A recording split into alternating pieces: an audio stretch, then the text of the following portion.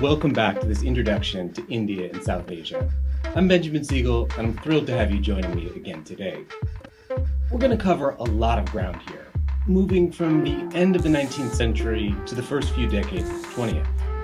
And along the way, we're going to look at how Indian anger and resentment over the costs of British rule fueled new thought and action that we've later come to see as nationalist. This was a diffuse movement. It was taking place first in separate and distinct ways in different parts of the subcontinent. But by the second decade of the 20th century, thanks to the rise of one charismatic leader in particular, Indian nationalism had become an unstoppable mass movement.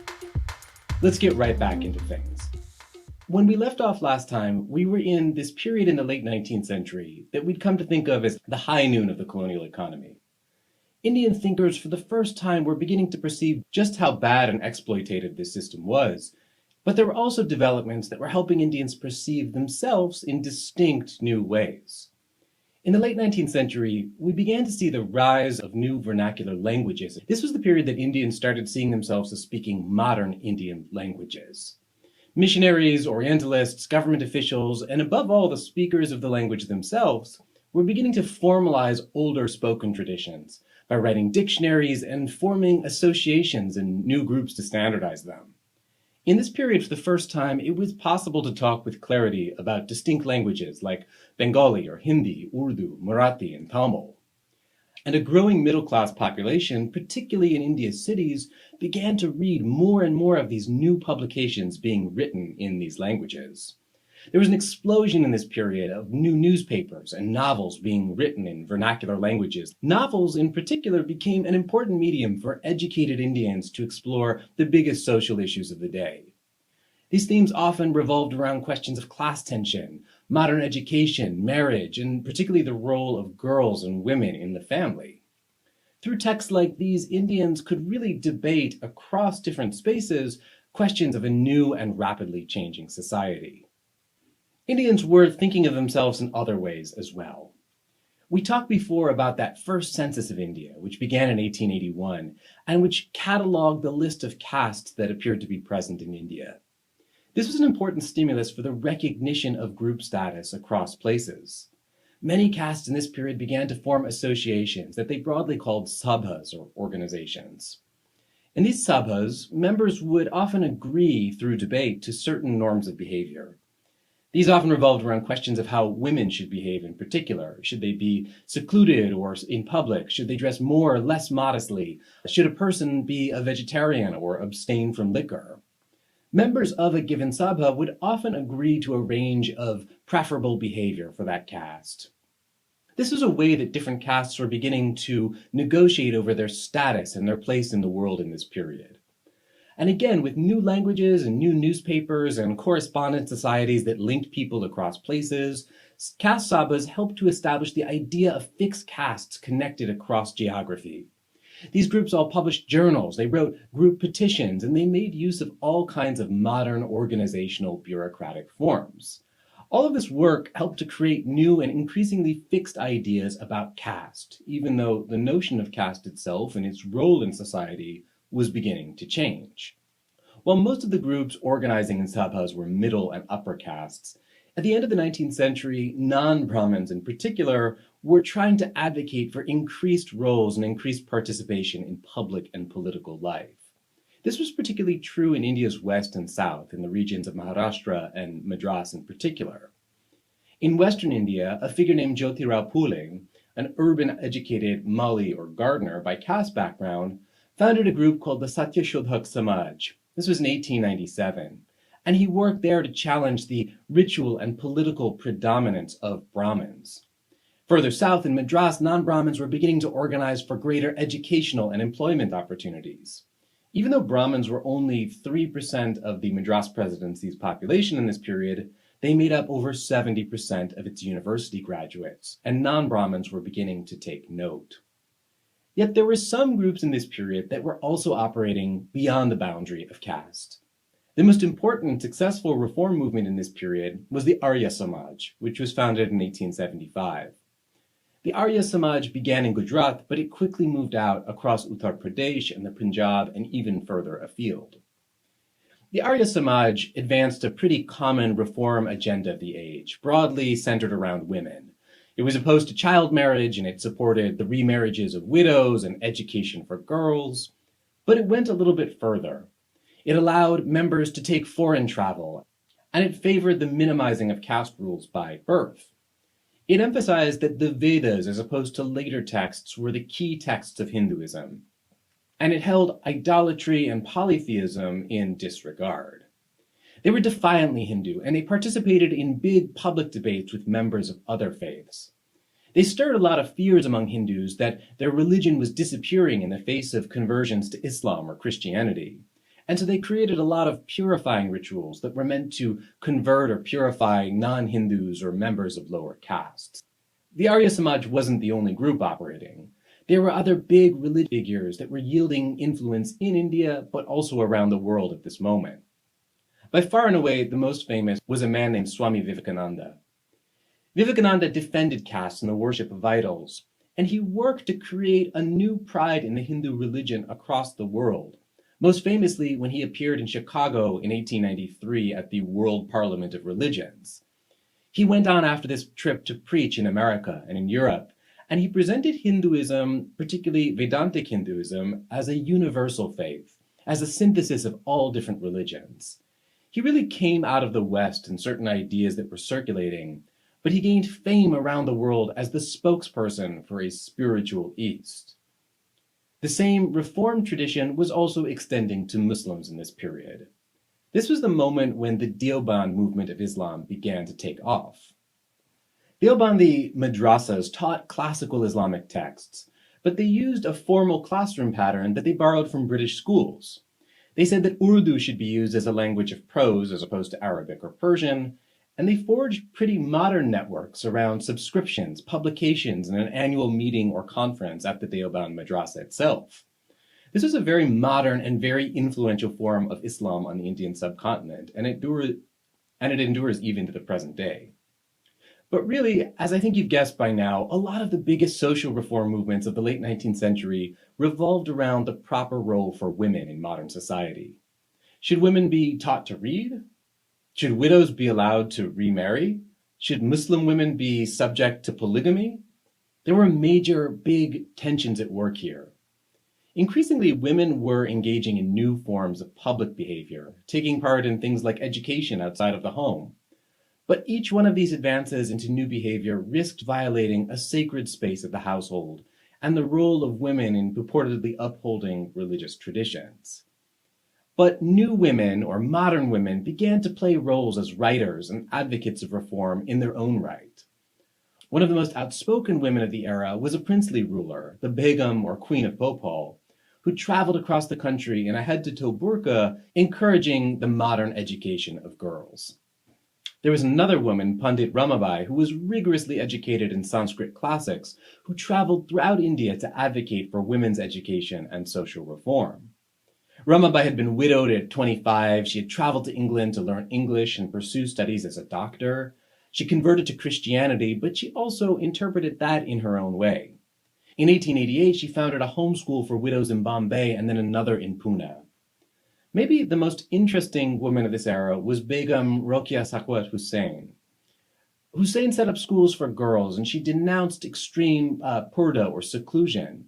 But most famously, in 1905, she published a fantastical science fiction novel called Sultana's Dream. She imagined a society where women were liberated from purdah or seclusion, and they came up with all sorts of inventions like solar heat and air conditioners. She said, with the population fully satisfied, there was never a question of war, and men, as opposed to women, were kept in the zinana or the harem. But things in this period were also getting worse in the realm of Hindu-Muslim conflict. This conflict came to be called in this period communalism. It was the idea of violence or conflict that was operating along caste or creed lines. Many of the Hindu reformists of this era were profoundly anti-Muslim in their thinking. Meanwhile, Muslim thinkers were busy themselves trying to counter Orientalist critiques of their religion, working to cultivate pride in their community and a renewed sense of self-esteem. All of this was feeding into something that felt a little bit nationalist, even if Hindus and Muslims weren't really in it together. One of the first big nationalist figures in India was Bal Gangadhar Tilak. Tilak was a Brahmin from Western India, and he adopted an increasingly radical position that celebrated the Hindu nation and opposed colonial rule. His famous slogan that's still remembered today was that Swaraj, or self-rule, is my birthright and I will have it. Tilak by day published a very famous and widely circulated Marathi newspaper called Kesari, which he used to critique the British government's actions, telling them that they had no issue intervening in Hindu matters. In 1893, Tilak took up the celebration of the birth of the popular elephant god Ganesh. He turned what had been a loose group of annual family celebrations and reunions into a big public event. It now comprised a number of days of processions, music, food, and feasts, and it was all paid for by modern subscriptions that were organized by neighborhood, by caste, or occupation.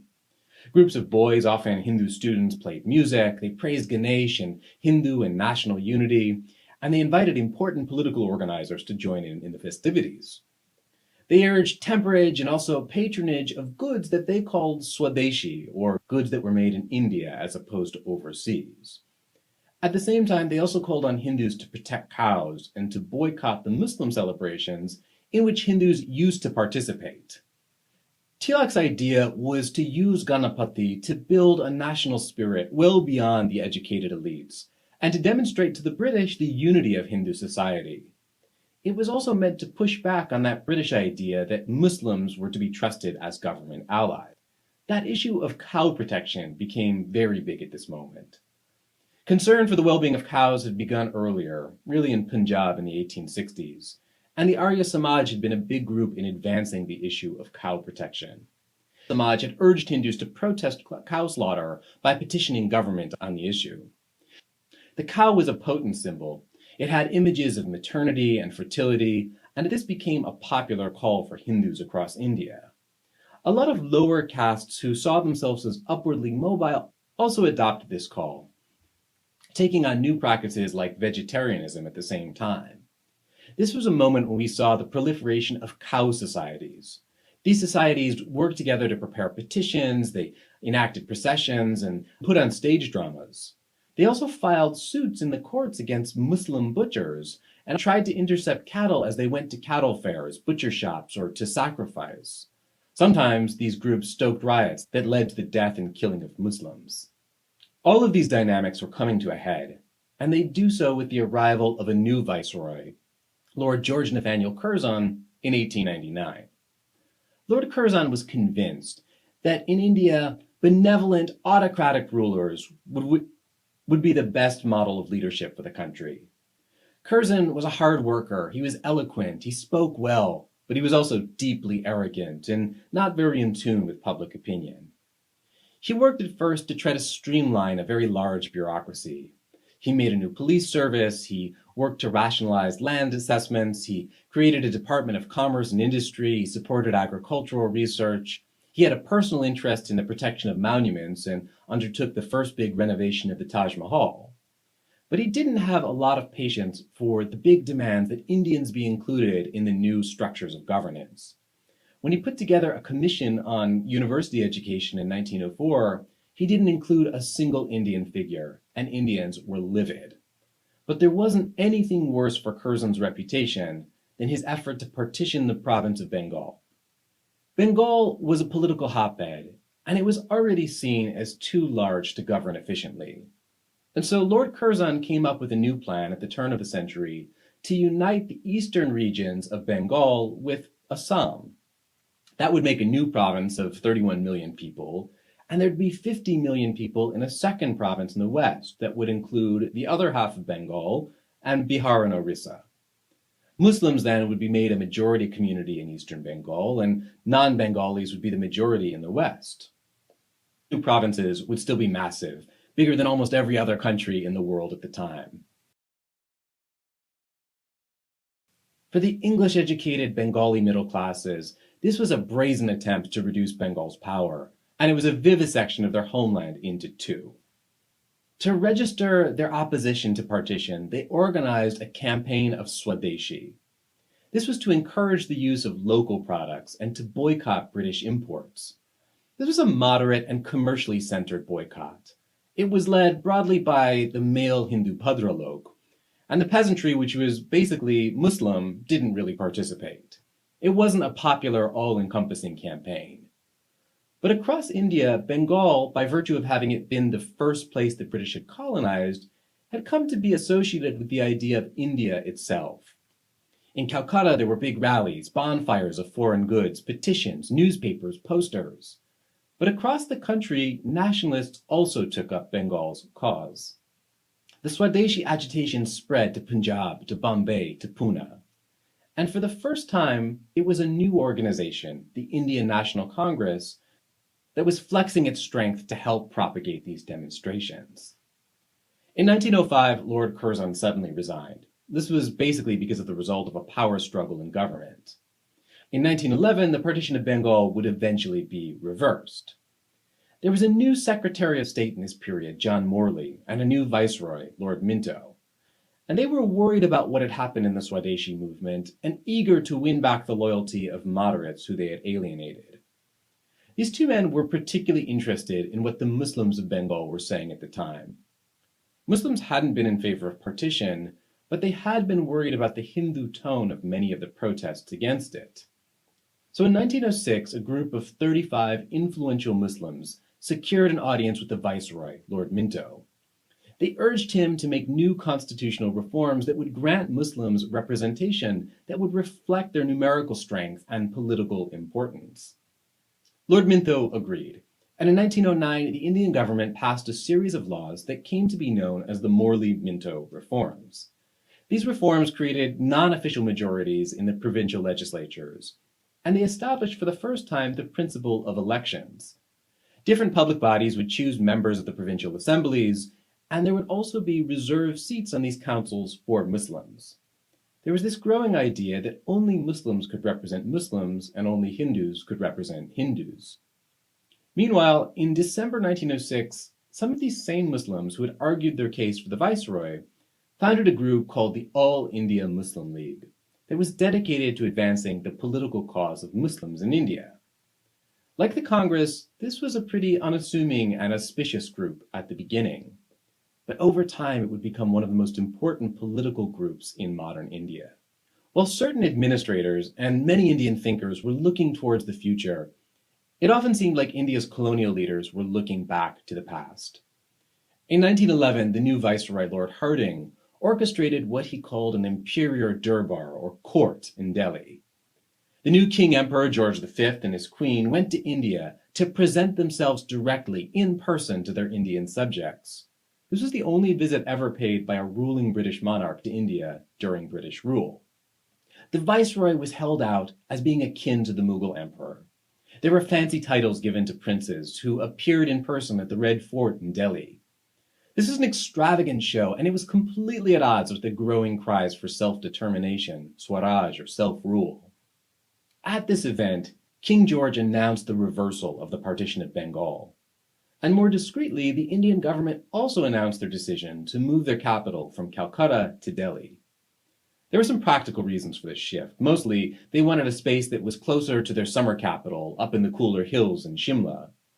But moving the capital to the former Mughal seat of power was a way of showing that the British were now in the driver's seat. And it was a way of moving away from the revolutionary thinkers in Bengal.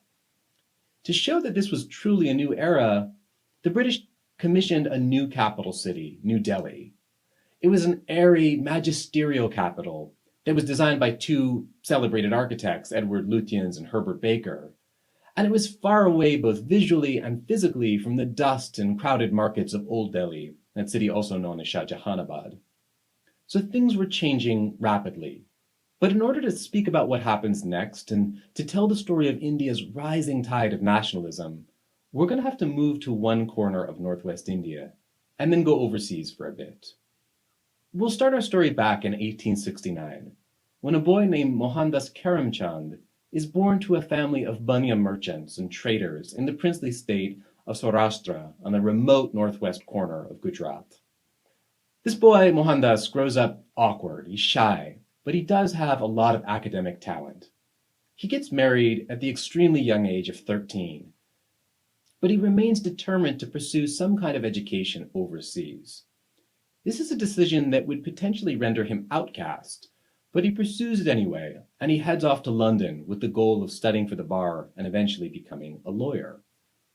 Mohandas arrives in London, the product of his own upbringing, in that small pocket of Gujarat. This was a small, isolated town that was tied very closely to its princely elite. Not many people spoke English, and so this made Gandhi himself already distinct. But Gandhi's family also had close ties with Jains, and Gandhi had grown up with a focus on a particularly non-violent form of Hinduism.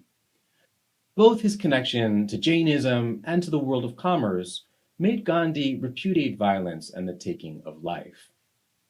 But as a young man in London, Gandhi worked to shake off this heritage, wondering what it was worth. And initially he tried to reconstruct himself along British ideals of Western masculinity. There was a common line of thinking in this day that the British ruled India because they were strong, they were manly, and they ate meat. And so the best way to oust them was to best them at their own game. So Gandhi, seeking to become like the British at first, undertook secretive experiments. He started by trying meat. He dressed up like a late Victorian dandy. He took up modern hobbies like dancing and playing the violin. But none of these felt quite right to Gandhi. And so he took solace and he found a new form of identity in the growing world of British vegetarianism. Vegetarianism was a rising trend in Victorian London, and Gandhi soon found himself meeting regularly with English vegetarians, contributing to a vegetarian newsletter, and even presiding over meetings of vegetarian societies. Gandhi had always believed the West to be dominated by ideals of violence and masculinity. But as he met activist vegetarians in London, he had first exposure to what he saw as an alternative, peace-seeking strand in Western thought. This also came because Gandhi was reading some of the great writers of the period, particularly Tolstoy and Ruskin, and these writers celebrated pacifism and an ethical, if experimental, life. Gandhi in London began to formulate his own distinct critique of the materialist West, and he found new ways in this period of coming to terms with his own heritage. He rejected the association of feminine qualities with weakness, and he began to imagine what he called a new courage, where nonviolence and passive resistance were transformed into strength. This was deeply gendered. He said that he wanted to be strong as a woman was strong. But Gandhi couldn't stay in London after he studied for the bar. It was crowded with lawyers, and Indian lawyers in particular. He returned to India, but he found himself also unable to compete in a very crowded legal world. So Gandhi looked around for opportunities, and the one that came to him was in South Africa. So he set forth overseas again to make his career there in 1893.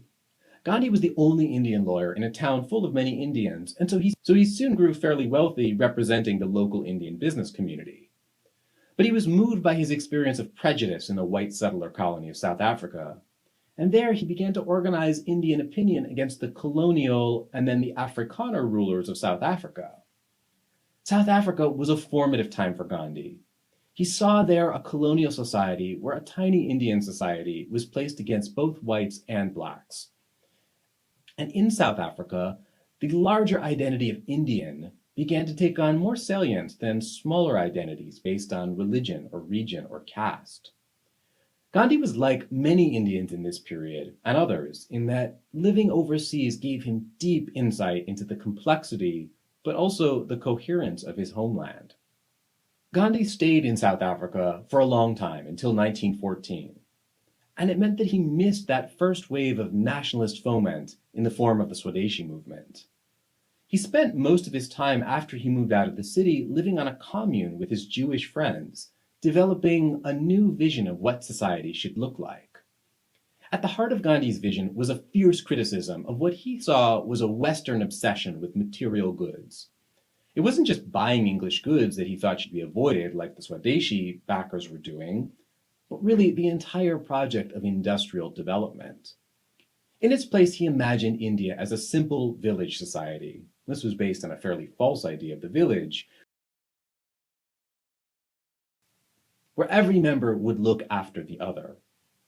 In 1909, he published his philosophy in a book called Hinswara, and in it he spoke for the first time about what true independence for India would look like.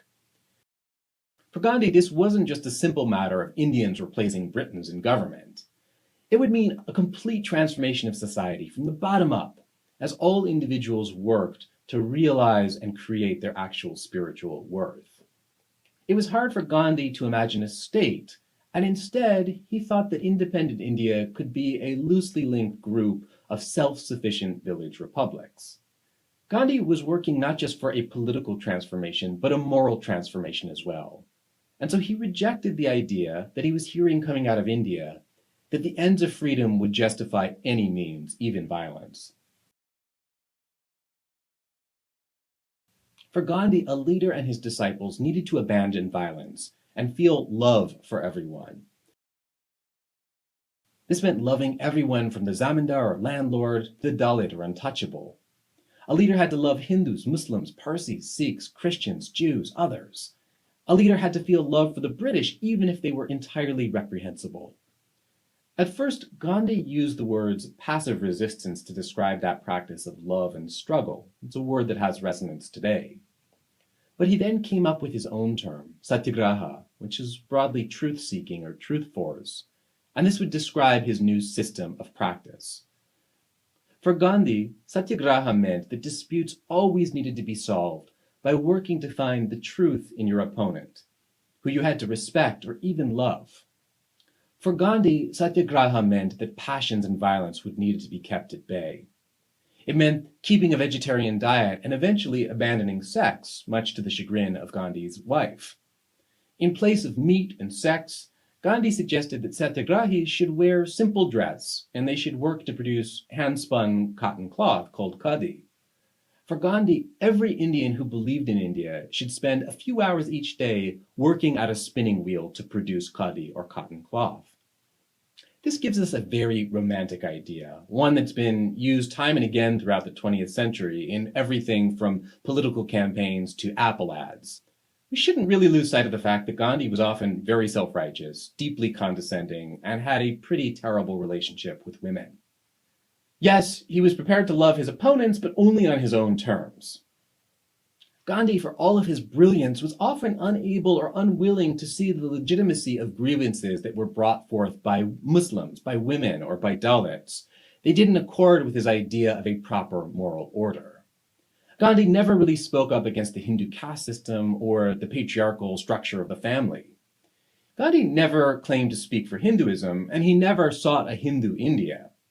The nonviolence that he preached was actually a pretty marginal tradition in most of mainstream Hinduism and was borrowed instead from Jainism. He sought an India that was made up of different religious communities and not one where Hindus were dominant. But his entire manner, his dress, and his vocabulary were suffused with Hinduism. This gave Gandhi a lot of popular appeal, and we're going to get back to that in a minute, after we speak about the context into which Gandhi returned to India. Back in India, things had changed a great deal since the Swadeshi movement. There was discontentment growing everywhere, but particularly among Indian Muslims, who were upset that the British had not defended the Muslim Ottoman Empire against new conflicts with Russia, Greece, and the Balkans. And then, in August 1914, Britain declared war against Germany on behalf of itself and also the entire empire. Nearly every Indian party agreed to support Britain in its efforts in the First World War. The Indian National Congress, the Muslim League, and even many Indian radicals. India made tremendous sacrifices for the global war effort. Over 1 million Indians were quickly recruited into the army. They served in France and the Middle East in particular, and they gave many lives in support of the British cause. But the war was also immensely costly to India. Revenue collection continued to rise, food prices doubled over the war, the price of imported goods tripled. Some industries did really well in this period, particularly cotton textiles, iron, steel.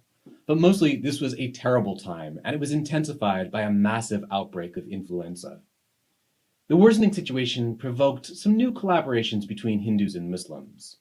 The Indian National Congress and the Muslim League agreed in 1916 to something they called the Lucknow Pact, after the city in which it was signed. They successfully called upon the colonial government to allow secure representation for religious minorities in provincial legislatures. and also increased the proportions of Indians who were entitled to vote. This was an important sign of growing cooperation between these groups on certain but not all fronts. Naturally, that worried the colonial government. In 1917, Edwin Montagu, the Liberal Secretary of State for India, announced that Britain was going to be moving towards self-governing institutions, with the eventual goal of responsible government in India. In some ways, this linguistically brought India closer to the path that other white settler colonies had taken. It made Britain's goals for India a little bit closer to those that it had for Canada, Australia, or New Zealand. On the surface, this was promising, but in reality, probably a bit less so.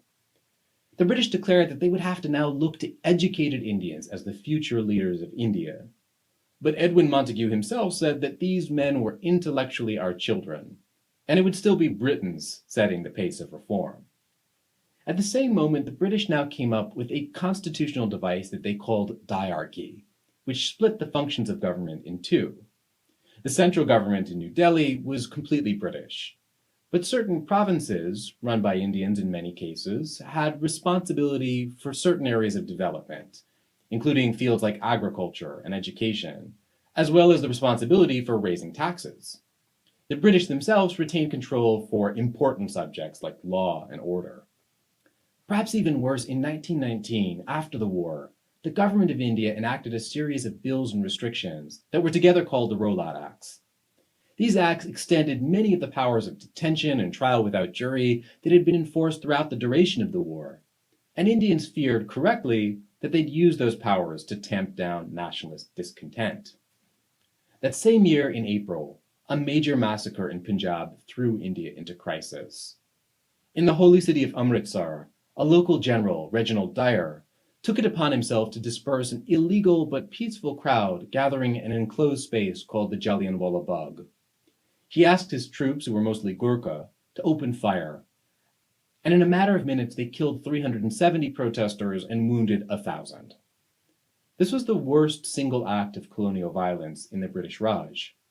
It was an isolated incident, but there were countless speeches, songs, and dramas that were written about it. General Dyer was not repentant, and he insisted that the firing was justified because of the moral effect it would have in Punjab.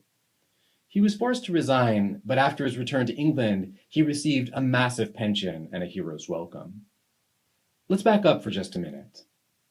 The Swadeshi movement had foreshadowed many of the big nationalist movements of the interwar years. But those earlier agitations were much smaller and more localized than these later ones. In 1915, Mohandas Gandhi had returned to India, and he spent a year traveling around the subcontinent to survey its social and political scene. After 2 years in 1917 and 1918, he felt confident enough to try out a new strategy of nonviolent cooperation in 3 local agitations. He first worked to organize a strike with farmers in Gujarat against high revenue demands. Afterwards, he moved to the city of Ahmedabad to mediate a dispute between textile workers and their managers. Finally, Gandhi went to a district in Bihar where he advocated for peasants who had been forced to grow indigo by European planters. By 1919, when the Rollout Acts were passed, Gandhi felt like he had perfected his technique. He called that year for non-cooperation, and Indians listened. Inspired by Gandhi, Indians undertook massive work stoppages that they called hartals or strikes. And they used their bodies to occupy banks, post offices, railway stations, and town halls. Up until 1919, Gandhi had been a pretty marginal figure in India, but this was the moment that he began to rise to prominence. Over the course of his first few small organizing efforts, Gandhi had earned a saintly reputation for himself. His star was particularly strong among India's farmers, villagers, and peasants who saw him as something of a miracle worker. He was described in local writing and folk songs as a saint, and villagers spread stories of Gandhi coming to their village to perform unlikely miracles. Others were less convinced by Gandhi. Gandhi had good support among India's professional elite, its traders, wealthy peasants, but they weren't very interested in his pretty fantastical vision of a village republic. Many of the industrialists who supported him financially and politically also rolled their eyes in private at the way he denounced modern industry. Many Muslims were also skeptical of Gandhi's Hindu orientation. Gandhi had helped to broker that important compromise between the Muslim League and the Indian National Congress during the war, the Lucknow Pact, and the strength of that bond had grown. But that bond was also complicated, and Gandhi speaking in a consistently Hindu idiom or register didn't really help. And Gandhi was never fully in charge of the events that people presumed he was leading. Peasants followed Gandhi, but also ignored his calls for passive resistance and would loot bazaars and attack landlords. Maybe most notably, in 1922, a mob of peasants in the town of Chauri Chaura locked 22 Indian policemen in a local station and then set fire to the building, killing everyone inside. Gandhi was horrified by this act of violence. He was embarrassed that the events had progressed beyond his control, and immediately afterwards he called off the entire non-cooperation movement. Gandhi's call for non-cooperation posed a major political conundrum for the British. Over the 20 years since the rise of the Swadeshi movement, the British had grown smarter and savvier about dealing with nationalists. They knew that for moderates you could just extend carrots or small benefits or really just ignore them. Violent revolutionaries could be just put in jail for years on end. But the British didn't know what to do with Gandhi and his new strategy. Conservatives in Britain argued that Gandhi and his followers should be disciplined by force. But the Indian government didn't want to antagonize an even greater proportion of the Indian population or the rest of the world, which had started to pay attention to what was going on in India. And this was exactly the dynamic that Gandhi had relied upon. The British government couldn't give in to Indian demands. India was one of Britain's largest markets for finished goods at this time, so the economic stakes were really too high. But Gandhi knew that if he appealed directly to British conscience, he could make them feel that acting against Indians would be a violation of their own ethical principles. So the British had to act extremely carefully. They had to treat Gandhi gently enough so that he didn't become a martyr, but also forceful enough to make sure that he was never in charge. Gandhi was left alone during the non-cooperation movement, but after the killings at Chauri Chaura, he was arrested and tried for sedition. But at the same time, India's British administrators also believed that Gandhi's nonviolence was preferable to the option of overt violence, which plenty of other figures were encouraging at the time. To many Indians in this period, violence was the answer to colonialism. In December 1928, a Punjabi activist named Bhagat Singh killed a British police official in Lahore. And several months later, he threw bombs into the provincial legislature, and he was hanged afterwards. But his image was circulated everywhere, and the handsome Bhagat Singh became a popular folk hero. The British weren't really sure in this period whether it was violent insurrectionaries like Bhagat Singh or non-violent figures like Gandhi who was more of a threat. To an extent, Britain tried in this period to speed up the pace of reform. In 1927, the government put together a commission to recommend new reforms to the Indian Constitution. But once again, the committee members were all British. Indians across the political spectrum were infuriated that they were being treated as if they were incapable of deciding their own fate.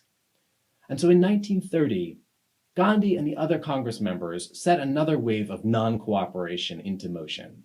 The Congress declared that they were fighting for Purna Swaraj, or full and total independence.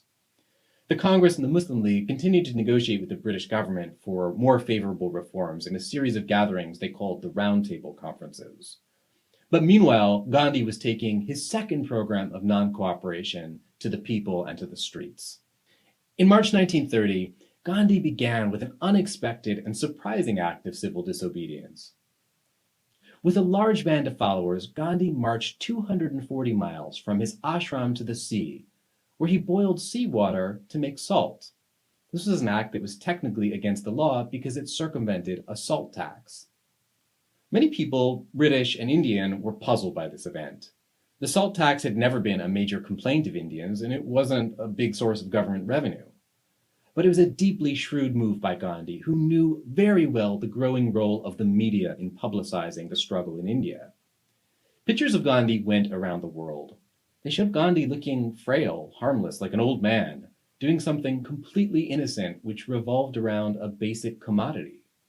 Around the world, and particularly in the United States, people looked to the Salt March and to Gandhi with a great deal of sympathy. Right away, the government arrested Gandhi, but the damage had been done. The civil disobedience movement spread much more quickly than it had even a decade before. And it was made more powerful by the onset of the Great Depression. As farmers saw declining returns on their crops, they were ready to abandon their fields to launch on this new campaign of non-cooperation. Gandhi's efforts helped bring the Congress to new preeminence in India. Groups that had never been involved in protests before joined in the second non-cooperation movement. For the first time, women came out into the streets in large numbers. Tribal communities came out of the forest to protest harsh regulations there. Protests spread to the northwest of India, which had a long reputation for violent struggle, and to the south, which hadn't really gotten involved in the first non-cooperation movement. If there was one area where the Congress was losing out, it was in its appeal to Muslims, who increasingly felt that they would best be represented by the Muslim League instead.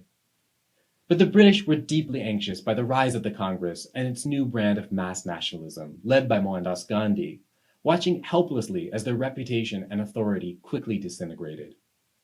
The British were especially upset to see Gandhi marching up the steps of the Viceroy's house in New Delhi in 1931 to negotiate an end to civil disobedience. They did that in March, coming up with an interim compromise agreement. But that agreement was fleeting. Soon after, another 40,000 Congress leaders had been arrested for resuming civil disobedience, and Gandhi himself was sent to jail for 2 years. But if the British meant to neutralize Indian nationalism, these arrests weren't going to get them far. Let's review where we've gone today. We started our conversation on Indian nationalism in the late 19th century, looking at the rise of new languages, groups, and ideas. Some of these were universalizing and forward-looking, and others were more concerned with the interests of distinct castes or creeds. We saw how a broader Indian nationalist sentiment was stoked for the first time by the partition of Bengal and the outbreak of the Swadeshi boycott movement. Turning our attention to the figure of Mohandas Gandhi, we saw how a young Gujarati lawyer found his voice and a new vision in South Africa for what Indian civilization should look like, and how he brought that philosophy back to India and used it to bring out Indians en masse to protest against the excesses of British rule. Soon, we'll think through how this movement changed during the years of the Great Depression and the Second World War, and how it eventually brought India to the edge of independence. We'll save that story for next time. Thanks for joining me again today, and see you all then.